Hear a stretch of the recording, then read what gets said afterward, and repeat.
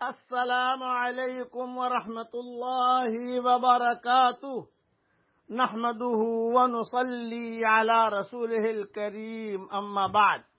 آج کا سبق سن لیجئے۔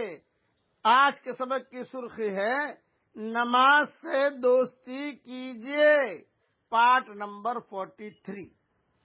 حضرت جندب قصری رضی اللہ تعالیٰ عنہ سے روایت ہے کہ حضرت محمد صلی اللہ علیہ وسلم نے ارشاد فرمایا، جو شخص فجر کی نماز پڑھتا ہے وہ اللہ کی حفاظت میں آ جاتا ہے۔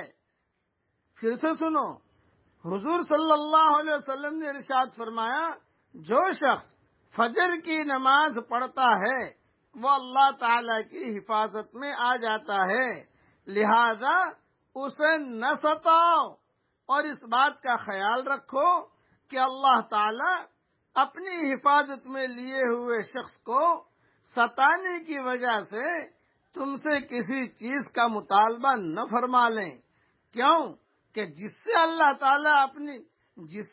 تعالی اپنی حفاظت میں لیے ہوئے شخص کے بارے میں مطالبہ فرمائیں گے تو اس کی پکڑ فرمائیں گے کہ تو نے اس آدمی کو کیوں ستایا، تو نے اس عورت کو کیوں ستایا کہ جس کی میں نے حفاظت کی تھی، اس نے فجر کی نماز پڑھی تھی، تو اگر ہم ستائیں گے تو اللہ تعالیٰ جو ہے پکڑ فرما لیں گے، پھر اسے اوندھے منہ جہنم کی آگ میں ڈال دیں گے۔ یہ حدیث مسلم شریف میں ہے۔ اس لیے فجر کی نماز کا خاص اہتمام کیجیے۔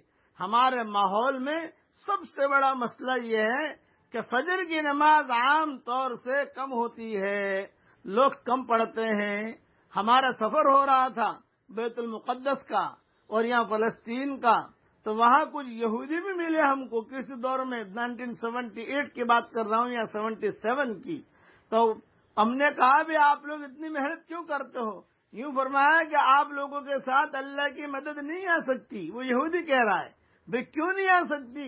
یوں فرمایا اس لیے نہیں آئے گی کہ جب تک فجر کی نماز میں اتنے نمازی نہیں ہوتے جتنی جمعہ کی نماز میں ہوتے ہیں۔